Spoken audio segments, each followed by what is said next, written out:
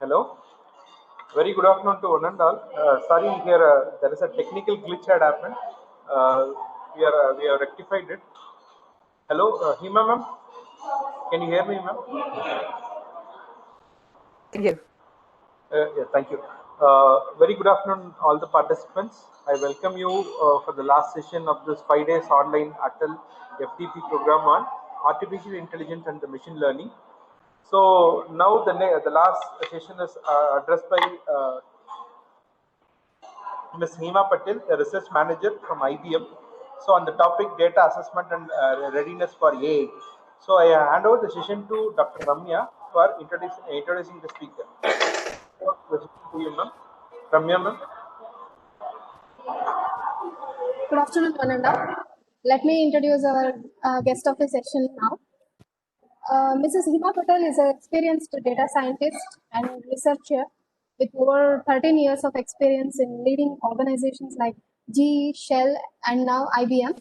She currently works as a research manager in IBM Research India, leading a research group that is focused on developing novel technologies using machine learning and natural language processing and pushing the state of art in the area.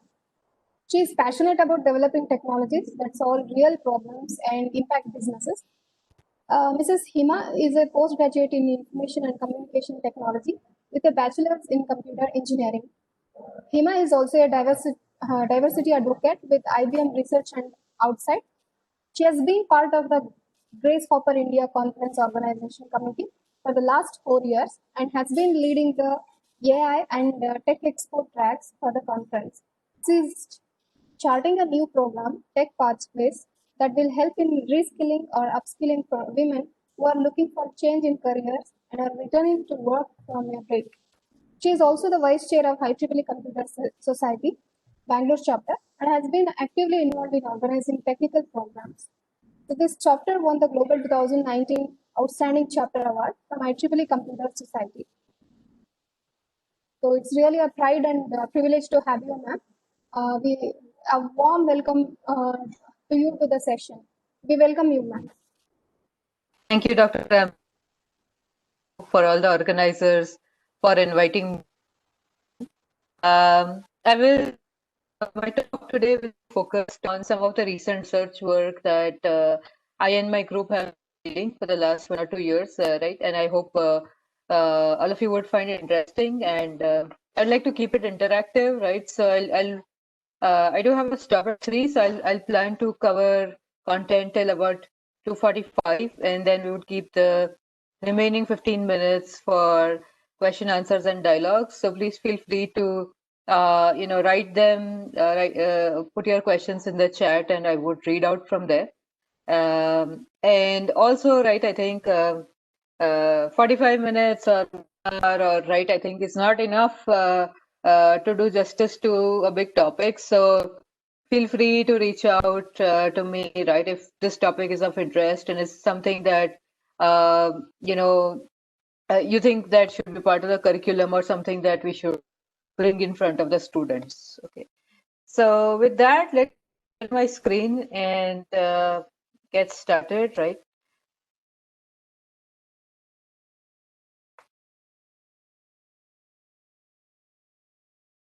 So I hope you see my screen. If someone can just please confirm.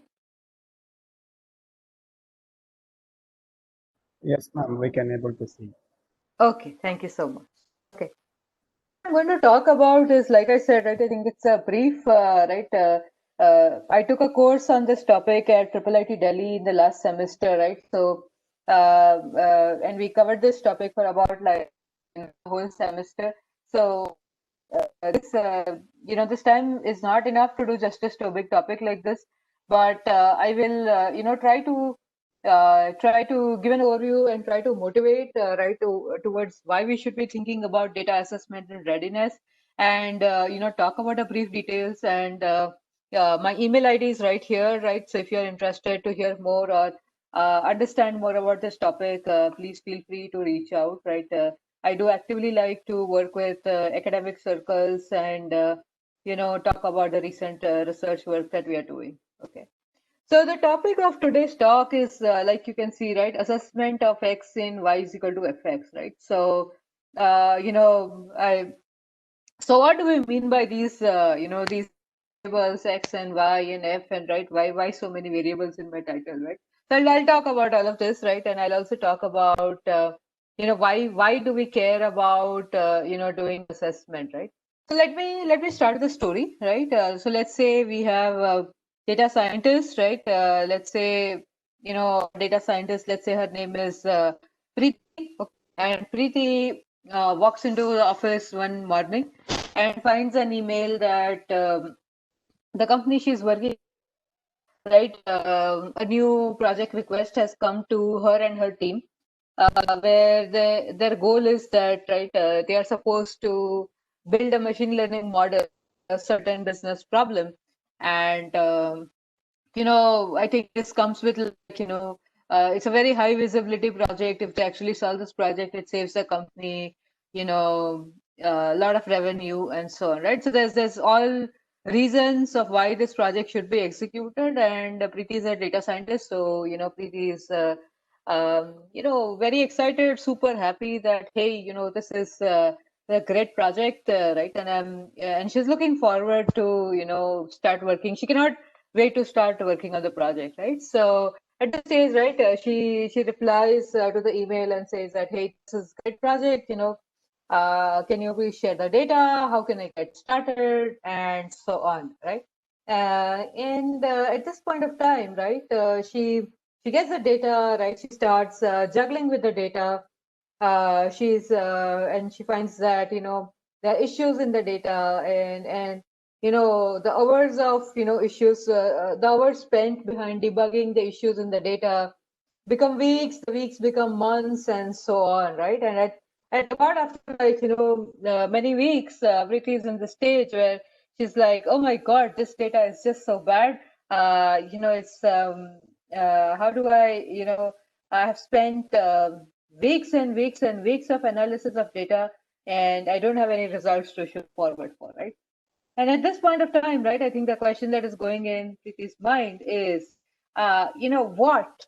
What if, I knew at the start of the project when I got the data, what if I could have gotten, like, let's say, a data sheet with it, and which said that, hey, here is how this data is, right? To build a machine learning model, this data is just not great data. It just doesn't have enough information, right? So she would have not wasted her weeks and weeks of effort trying to massage the data, or to clean the data, or work with the data.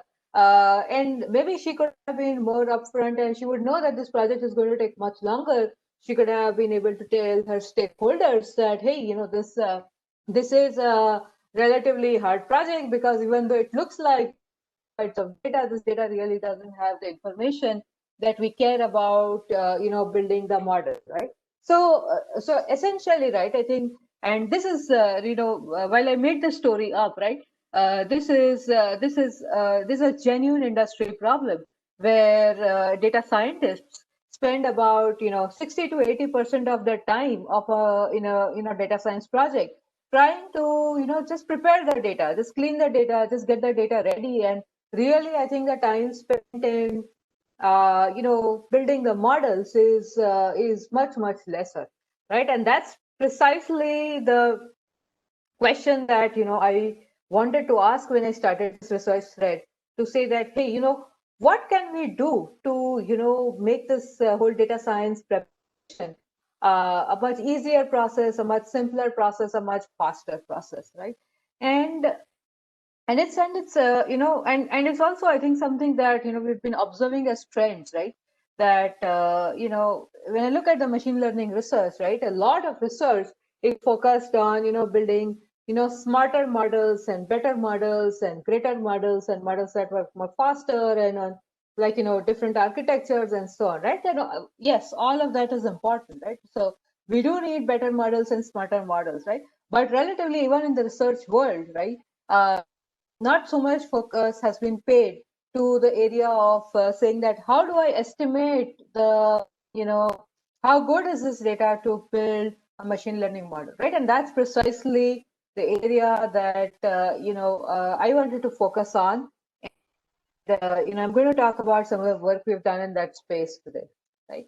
Also, I think, right, I think maybe one point that I just want to throw out here, right, and all of you are, great professors, teachers, right, and while all of you look at curriculums, right, one of the things that we've been observing is that in curriculums for machine learning courses, right, we spend a lot of time or emphasis on really building models, right, and trying and teaching variety of models, right, and just something for thing to ponder over that should the curriculums also have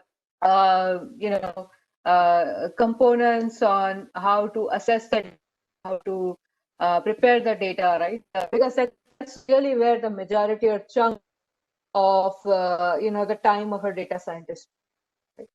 So let me come to all those funky variables that I put in my title slide, right? Y is equal to fx, right? So people who are from the machine learning community will be able to recognize this equation fairly easily, right? This is how we would this is how we would write a with approximations. This is how we would write a model, right? So essentially, y is equal to fx is nothing, but it's learning algorithms, are typically described as learning, a target function that, can best map the input variable and output variable y, right? And that typically other loss functions and, some other variables here. Right? But this is sort of a, an estimate, just I think for our discussion, right? We'll call it y is equal to fx. Right? So let's concretize it. Let's take a solid example, right? For people who are not from this background, right? To say what do we mean when we say y is equal to fx, right? So let's take a hypothetical problem that we have we have a data like this, right? Which says that I have one column which is cost and one column which is weight, right? And I have certain value, a value for a cost, okay, and every basically or in the region.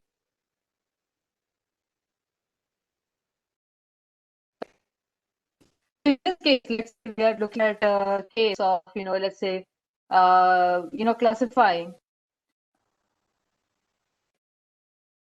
I hope you guys can still hear me well. I'm just going to continue. Okay, why It's a kind of not voice clear? break, ma'am. Yeah. There is a kind of voice break, ma'am.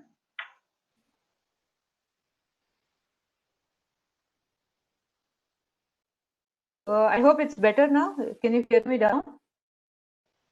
Yeah, it's better, ma'am, now. Fine, ma'am. Okay, thank you. Okay. So yeah, please feel free to interrupt, right, if the degrades. Okay. Okay, so right, let's look at a problem where we are trying to, let's say, classify, let's say, bicycles versus cars. Okay, and in that case, if every row will correspond to, let's say, a bicycle or a car, right? So if it's a car, you typically can expect and make an assumption that the cost and the weight would be higher, and for a bicycle, the cost and the weight would be relatively lower, right? So these are, of course, made up numbers, but right, this is what I just wanted to give a that this is how the data would look like for a problem classification problem. We are trying to classify cars and bicycles, right? And so these are basically your input features. This is essentially your target variable or the output label, and so basically y is equal to fx is nothing where we want to essentially build a model that can give out the value of y for new values of cars and bicycles that come in, right? So we essentially want to learn that function using the variables x, right? And I'm sort of taking a little bit of time so that this is the terminology, because then I would use it through the rest of the presentation. Okay. So then the question is that why is the assessment of x important? And in our case, the input data, which is x, why is this so important, right? And like I said earlier, right, 80% of our time of a data scientist really goes in preparing data and build cleaning data and trying to find all of this time, right? So which is why if really 60 to 80% of a data scientist's time goes in actually addressing the data issues, it just inherently means that there is a need for tools and techniques that can bring automation in this space, so that we can save a data scientist's time there, and their time can be more productively used. Okay, so right, and I'm sure, right, I think this 80% kind of a number, right, it has come out from several studies, right, and I'm sure all of you must have seen studies like this. Right now, I think one point to ponder or think about here is that why does it take so much time to do data preparation, right? Why is data preparation such a hard topic, or why is it a topic that actually data scientists spend most of their time on, right? And that's precisely the question that we were asking when we started this work, right? And right, I think the answer is like this, right?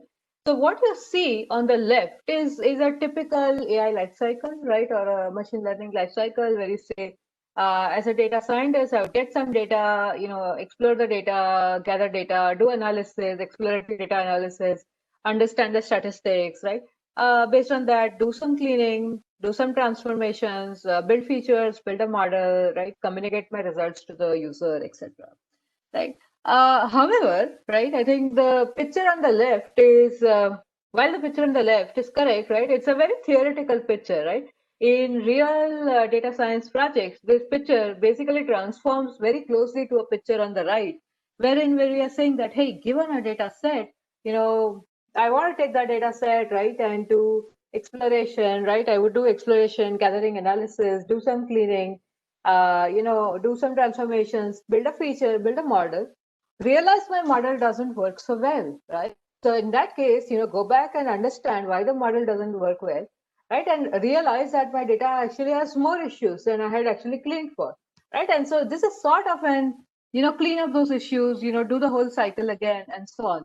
So in some sense, this becomes like an iterative debugging cycle of sorts, wherein, the data scientist is, has to, do the whole cycle, realize doesn't work well, go and find more issues in the data. And because it's an iterative debugging cycle is what is, this is very cumbersome and also time consuming and really not fun, right, for data scientists in some way. So, right, I think so the question or the goal is that what if I knew at the data exploration stage, right? What if my data came with a report that said that, hey, your data is great along dimensions A, B, C, D, E, and it is really bad along dimensions F, G, H, I?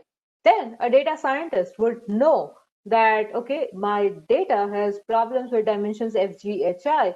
So when the data scientist comes to the steps of data analysis and data cleaning, they would focus on cleaning the data from steps FGHI and make the data as much as better as possible, right? So our goal is to say that let's try to see if we can move from the cycle which looks like something on the right hand side to a cycle which looks like something on the left hand side, right? And maybe it's not possible to make the cycle from right hand side to exactly to what is left on the left hand side, but we want to put an attempt to say that whatever is the number of iterations or the iterative debugging that we can reduce is time saved for a data scientist, right? So with that, right, I think it formalizes that why do we care about the quality of data when building machine learning models, right? Because right, we spoke about this, that lots of progress has been laid in the last several years on making better, faster, smarter ML algorithms, right? There's a lot of commercially ready pipelines as well as open source pipelines available. However, the quality of a machine learning model is upper bounded by the quality of input data, right? So very simple, garbage in, garbage out. Bad data, the model is going to be only able to do so much, right? You give a better data, the model will automatically do better, right? So, right. So with that, right, I think, so what's the solution, right? So what do we want to propose is to say that we want to build quality metrics that can act as a decision support system for the data scientist, right? And explain the quality scores, right? So so that the data scientist and the data steward and the subject matter expert, they can all work together to solve the issues in the data, right? So what that really means is that, right, what we see in the picture in the bottom, right, all the boxes in black are the boxes of a typical data science life cycle, right? So you take the data, process, feature, extract, model building, etc. Right? Now, what we are proposing is to say that right after you get the data, we want to propose a new step here, which says that, hey, find the data quality issues, and point to regions of low quality, right? So if I have a terabyte of data, it's just not enough to say that the data is bad with respect to a dimension X. I do want to understand, right, what region of the data is bad, so that it is bringing down the overall quality. And why do I care which region of the data is bad? Because only then a data scientist can actually take actionable insights when they are at the data pre-processing or the feature extraction or the model building steps, right? So the goal is to find out data quality issues and point to regions of data with low quality. So that's point number one. And why do we care about do that? So that two things, right? One is the data scientist can make informed data pre-processing or model selection steps, and second is to say also be able to work closely with the subject matter expert who can review all of these recommendations and accept the recommendations.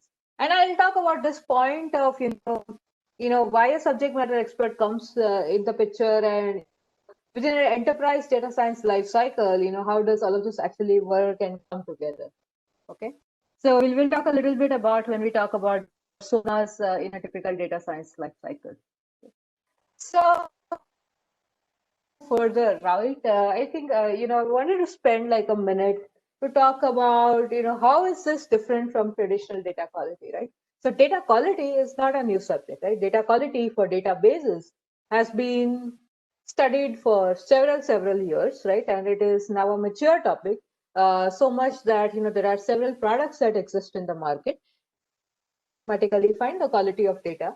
If you're building databases, and ensure that your databases are, they don't have any range violations and no integrity violations or uniqueness violations, etc. Right? Now, the goal, right, of our work is to say that we want to analyze the quality of data such that these metrics will find issues in the data that will go and affect the machine learning model, right? So let this way, right? We could have data sets which which would rank very high quality from a standard database standard. It's great. It is great to be put into a database or a data lake or data warehouse, right? Because I think the metrics that we are looking there, right, it satisfies all of those metrics, right? But such a data could actually be a very poor data set for building a machine learning model, right? And because the metrics that we care when we want to think about a machine learning model are very different from the metrics that we care when we want to put the data in the database. Okay, so right, so I hope that makes the point of how is this different from the traditional data quality. And there are several dimensions, right, of how one should think about data quality, and these are the dimensions that we have defined that we think are the most meaningful when you want to think about the quality of data, right, for machine learning. Right, the first dimension is around the labels of the data. Right? Talk about you remember our car bicycle example, right? We had a column which said the output label or the target variable, it should or bicycle, right? Now, this column is actually super important because it acts as a solid input for any machine learning, any supervised classification algorithm to help the model, train or build the classifier, right? So if there are problems with labels, right, then obviously the the model build process is going to be affected. Okay, so which is why very important data and I talk about this more when I talk a specific problem within the data labels area and show some statistics of how it actually impacts performance. The other is what we call as data richness, or in another way to think about the data distribution, right? So that can be in the distribution of the data that can hamper a machine learning model, right? So we want to find out all these challenges of certain cases that could occur within a data set, which will hamper, right? A very simple example, which many of you might be aware of, is let's say imbalance in classes, right? Everyone knows about imbalance in classes, right? And we all know that if there is skew present in the data, most machine learning models, right, are going to are going to get affected. Okay, so similar to skew, I think there are a bunch of other metrics that we have defined to understand the data distribution and find out the challenges in the data. The third thing is really around data privacy and trust, right? Like, is this data, what are some privacy issues and trust issues that one should think about for the training data? Can I use this data? Does this data have bias? Does this data have, some other problems that I need to be aware of? Does this data have PI sensitive data? Then maybe I cannot even use this data to build a machine learning model, right? Other thing is around, let's say, data cleanliness, right? Data cleanliness is an interesting topic because, right, like it seems like everyone does data cleaning, right? But how do I effectively measure that, how clean is this data, right? What are the dimensions for data cleanliness, right? Does it, what are steps that one could do, right? And more, I think, important questions, right? Why is the data dirty, right? What can we relate back to the data acquisition or the place from where we got the data, right? So those are the different kinds of challenges associated with data cleanliness. The final mention is data effectiveness, right? And data effectiveness is right. I think the whole point is to say that I could byte of data, right? But really, I think only 100,000 rows are the effective data points, right? And why do I say that? Because really the other points are maybe duplicates or points lying close to each other.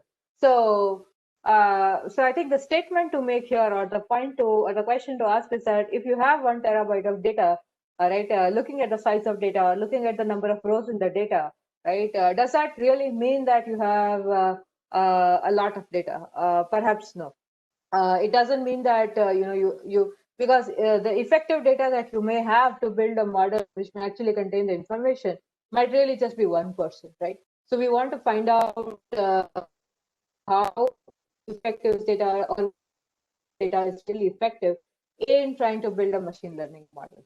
Okay. Now let's talk about the personas. So we spoke about this a little in the beginning, where we said that I not like of a subject matter expert, right? So in an enterprise data science life cycle, there are several personas who have to work hand in hand to be able to put models into production. Okay? So a data scientist is, of course, the central persona, right? Everyone knows about the data scientist. Right? So the data steward is actually the person, or AI steward, the person who is responsible for the data governance, for keeping a track of what data has changed, where the data has changed, who has changed the data, right? And typical signs on all the changes that you make to the data, right? The data scientist could say, hey, I think I should transform it in this way. Maybe some of the transformations are not acceptable by a data steward. So a data scientist has to work very closely with the steward. And another example is the other persona is, of course, the business user. The business user is a person who defines a problem and says that, hey, from a company's or an enterprise's perspective, important to solve this problem, because if we solve this problem, right, it gives us this, whatever revenue or whatever, right? So the person who defines the larger picture, the problem, and sees that, the problem is worth solving, right? And the other person is the subject matter expert. So the subject matter expert is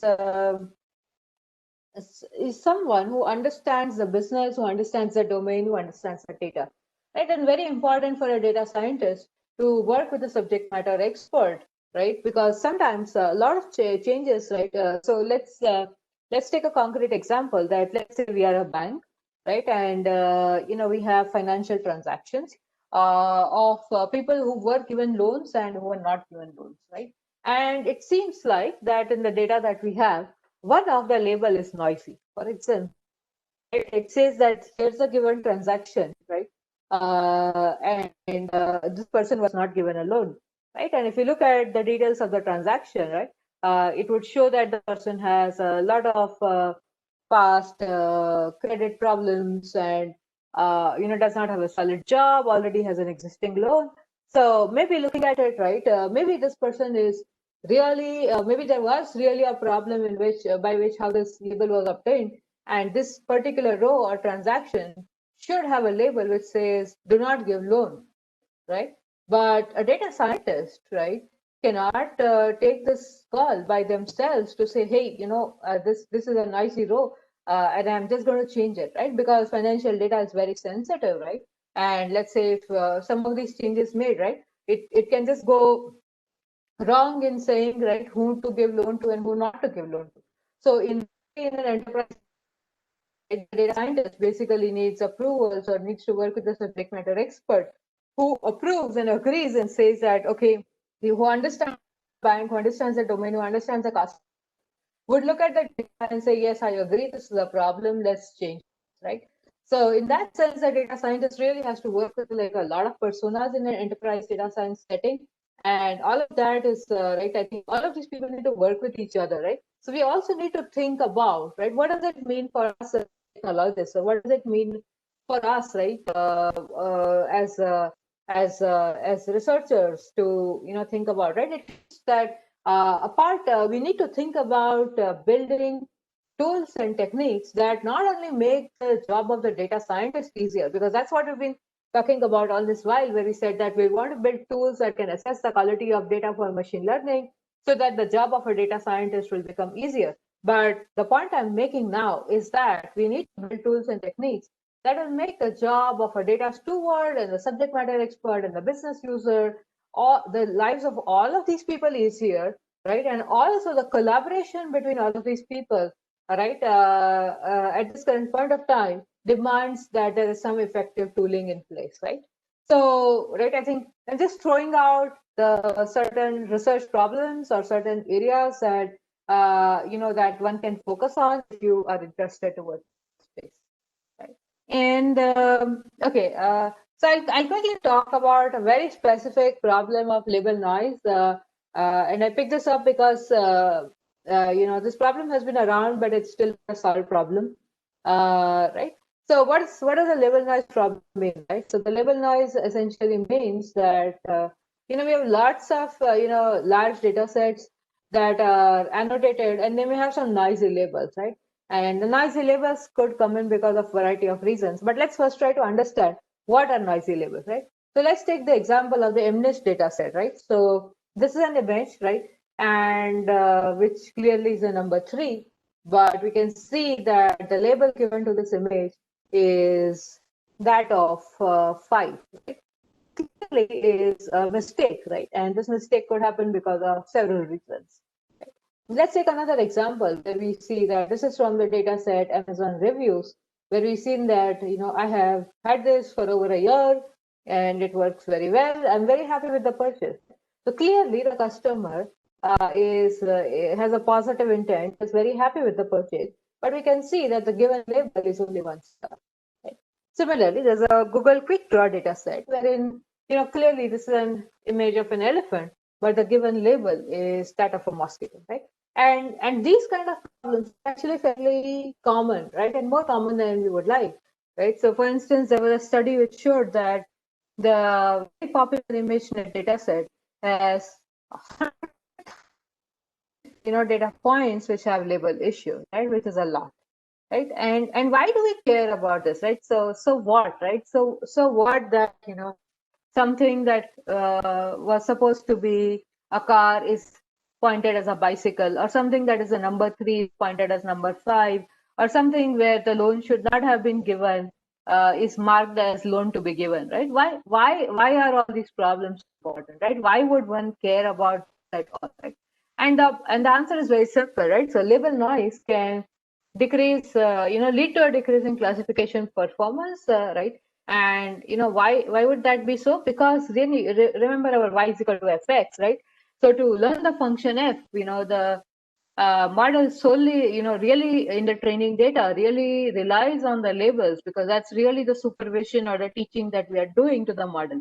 So if that teaching is noisy or that supervision is noisy, it is, one can expect that the machine learning algorithm is not going to do a good job, right? So it can pose a threat to tasks like feature selection, or in online settings, it can have other problems, right?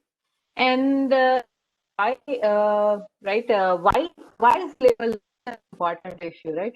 So what are some source of label errors, right? Why would this error seep in the data in the first place, right? And one thing is very simple, right? Is to say that, a lot of times, all of these labels, data sets are labeled by experts, right? Manually people have sat and, labeled this data set, right? And it's almost never that, if you're looking at like a, even a 250 gig data set, right? It's almost never that there's going to be one person who would sit and label the whole data set. That's just not practically possible. So typically, there's a team of experts who sit down, right, who understand the data. Remember the subject matter experts we spoke about, right, who would sit down and who would label the data, right? Now they could have difference in their experiences, right, or sometimes they're not given enough information while doing the labeling task, or sometimes people make errors, right, because and that happens, right? So all of these are, some sources by which errors can seep in the label noise problem, right? And leading to the label noise problem. So error can seep in the labeling of the data set, which leads to, a label noise problem. And this is even more pronounced in enterprise data sets, because, the label acquisition is fairly hard, right? Compared to maybe data sets on, like, let's say Kaggle or UCI, which are maybe very nicely curated, right? Real world data sets are not so nicely curated and bound to have a lot of issues with the labels of the data. So yeah, chart, right, where they had done with the work done by by these authors, was to say that, what happens, right, if I inject label noise on the CFAR10 dataset, right? So CFAR10 is a popular image dataset, right?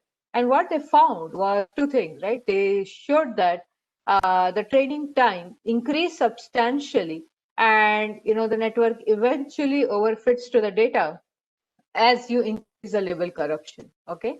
And, the test error increases with the label corruption, right? Which you can see here, that as label corruption increases, the error in the test, increases substantially, right? Which makes a point that if there is noise in the labels, this is going to be a problem for the model. And we are talking about, smart models here, right? So not very simple models. Right. So this is, I think maybe I'll stop at this. I do have more content, but I guess I do want to, keep some time open for discussion, so that instead of covering more topics, right? But before I move on, right, I'd like to show to the group here that if this is an area of interest, or if this is an area that you think, you want to work, right, we are also organizing a workshop on this topic at the PAKDD conference, right? So we are organizing a first international workshop on data assessment and readiness for AI. I will pass on this link to Dr. Ramya later on, right? The website has all the information around, call for papers and submission instructions and dates, right?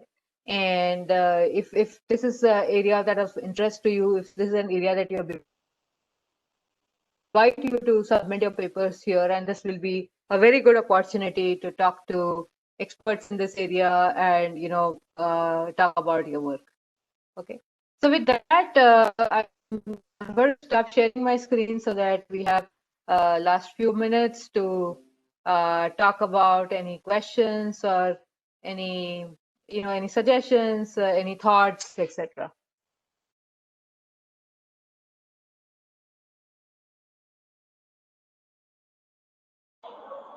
Hello, participants.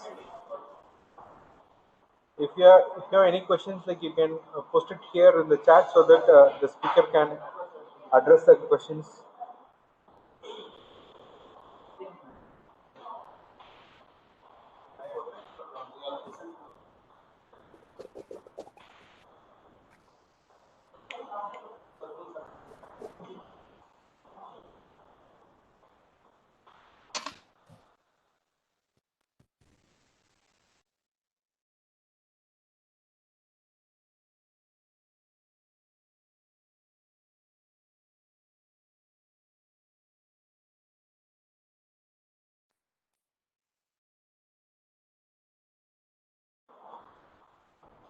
Is there any question from participants end? If it is so, kindly post it so that Hima ma'am can address the question. If not, then we'll end the session then.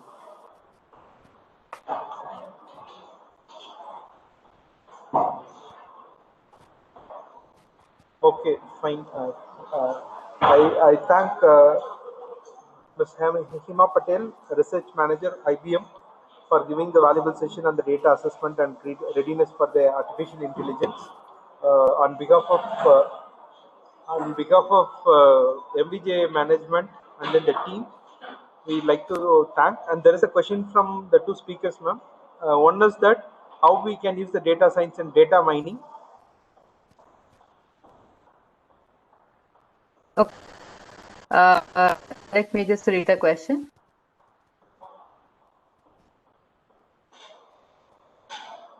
So the question, how to use data science and data mining, right? So data mining is data science, data mining, they're sort of, closely related fields, right? And even when you, so let me give an example that whatever we spoke about was within the space of building supervised classification models, right? Which is to say that so to our example of predicting, given a data set, I want to predict that this is going to be a car or bicycle, is a very concrete example of build a supervised classification task, right?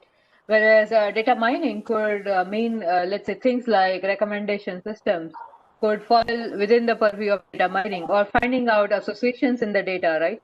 Or doing, let's say, market basket analysis to say that, hey, in a superstore, if people buy milk and diapers.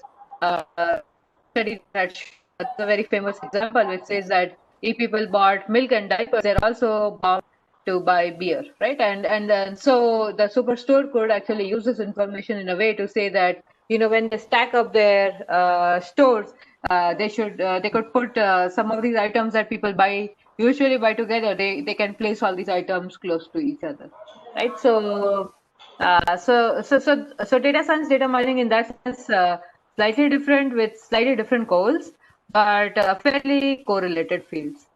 So I hope that helps. Read out the next question, right? So name some best tools for name data mining, right? So there are lots of tools out. Okay, so there are I think the open source community's been doing a great job, right? So one can look at Skykit, and it has certain data mining tools available, right? A lot of data science tools available. So if you're starting out, I would recommend to look at Scikit-learn as a package to start with. Can a data scientist become a data analyst?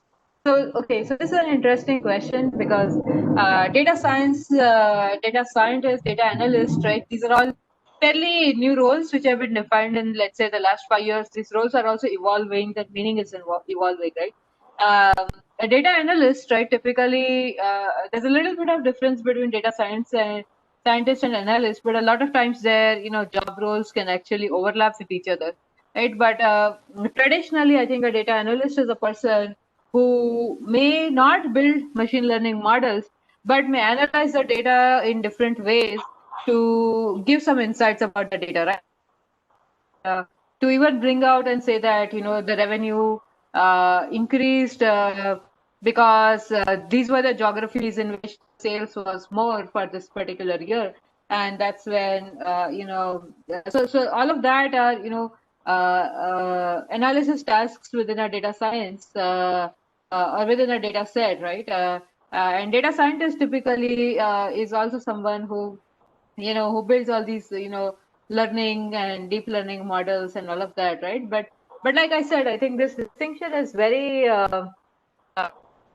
it's very it's the boundaries are very unclear, and this is not a very that strict distinction that people actually really follow, right? So okay, the next question is which is best, Python or R?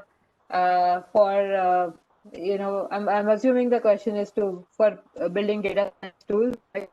So I think these are both languages, right? In some sense, and they both have some community support in terms of libraries and open source packages, right?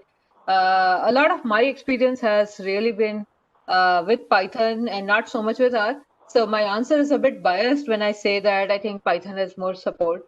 But I think the point is that these are languages, so one could use any language to really build data science codes. Okay. The next question is what data pre-processing is required for developing a content-based retrieval system?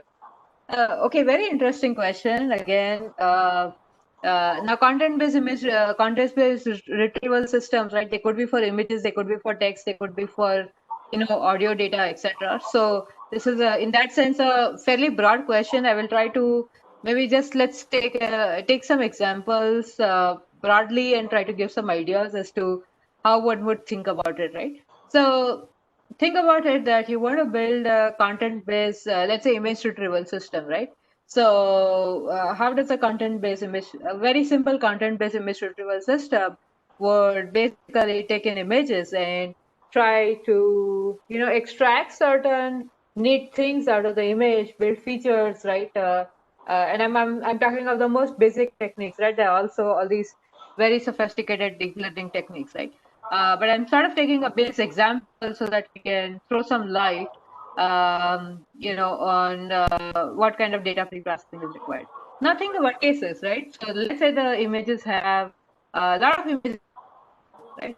A lot of images are actually, they don't have correct pixel information or the right. So a bunch of things that can go wrong in the images, right? So that by itself becomes one set of data pre-processing that one needs to do to ensure that you could build a nice CBIR system.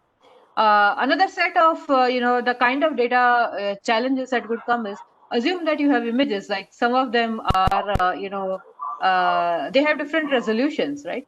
So one at least needs to, I think, put all of them together in the same resolution before you can extract common information out of it to build content-based image retrieval system.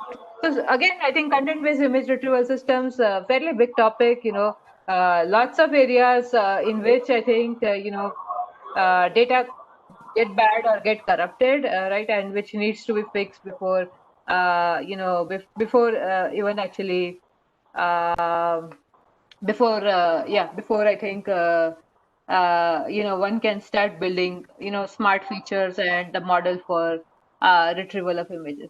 Okay. Dr. Rajiv has another question that can I suggest some field which is not touched till now for research purpose in data science? I would strongly suggest, to look at the workshop webpage. I can actually post the link here. A lot of topics here. Okay. Let me see if this goes. I need to select someone, it seems.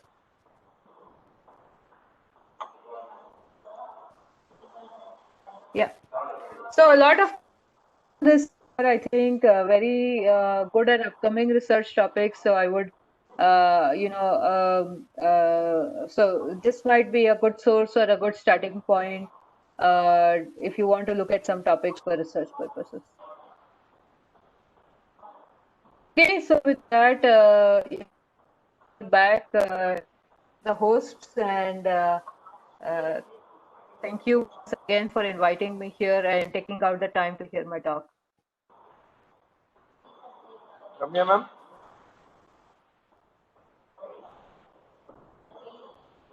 Thank you, Hima ma'am, for your valuable and wonderful presentation. The session is very informative, and I think all the participants might be taking away the point what you have discussed. I think it will be helpful for them to do the research further. So, on the behalf of management, MDJ management, MDJ organizing team, and then the Department of Computer Science, I'd like to thank for your valuable session. I think